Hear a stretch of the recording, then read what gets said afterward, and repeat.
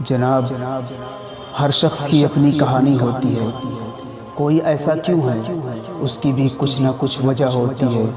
اس لیے ضروری ہے کسی کو پرکھنے سے پہلے اس کے حالات کا مکمل جائزہ لینا چاہیے۔ لوگ اپنی بوریت دور کرنے کے لیے آپ کو وقت دیں یا پھر بوریت دور کرنے کے لیے تعلق رکھیں تو اس کو محبت سمجھنے کی بیوقوفی ہرگز نہ کرنا۔ جدید انسان کی سب سے خطرناک ایجاد عارضی تعلقات ہیں۔ بہت سی باتیں انسان کو اندر ہی اندر جلاتی ہیں، پریشان کرتی ہیں۔ جو کبھی کسی سے نہیں کی جاتی وہی باتیں انسان کو کھا جاتی ہیں، اندر سے کھوکھلا کر دیتی ہیں، اور کھوکھلے لوگوں کا ضبط کانچ کے نازک چوڑیوں کے مانند ہوتا ہے۔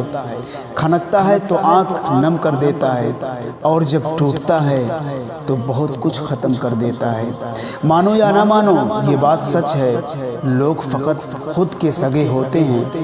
آپ ساری زندگی کسی کی خیر خواہی کرتے رہیں، مگر ایک غلط فہمی کے برعکس آپ کی سبھی بھلائیاں اور خلوص وفاداری آپ کے منہ پر مار کر بے وفائی کا لیبل لگا کر پھینک دیا جائے گا۔ یقین نہیں تو آزما لیں۔ اس لیے سبھی وفاؤں کی امید اللہ سے رکھو۔ محتاط رہیں ایسے لوگوں سے جو پہلے یقین دلاتے ہیں کہ پانچوں انگلیاں ایک جیسی نہیں ہوتی۔ میٹھی میٹھی باتیں کریں گے اور اچھے اچھے خواب دکھائیں گے، اور بعد میں کہیں گے ایک ہاتھ سے تالی نہیں بجتی۔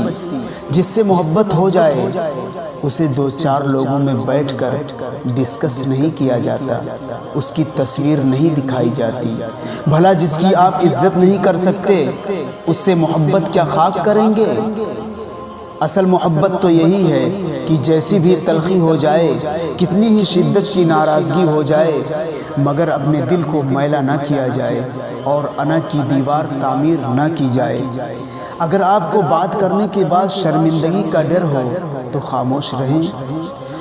اگر تمہیں کوئی چھوٹا نظر آتا ہے، یا تو تم اسے دور سے دیکھ رہے ہو یا پھر غرور سے دیکھ رہے ہو۔ دوست کو اپنے حال سے اتنا ہی باخبر رکھو، اگر دشمن بھی ہو جائے تو بعد میں شرمندگی محسوس نہ ہو۔ تو چلیے پھر ملتے ہیں آگے کی ویڈیو میں۔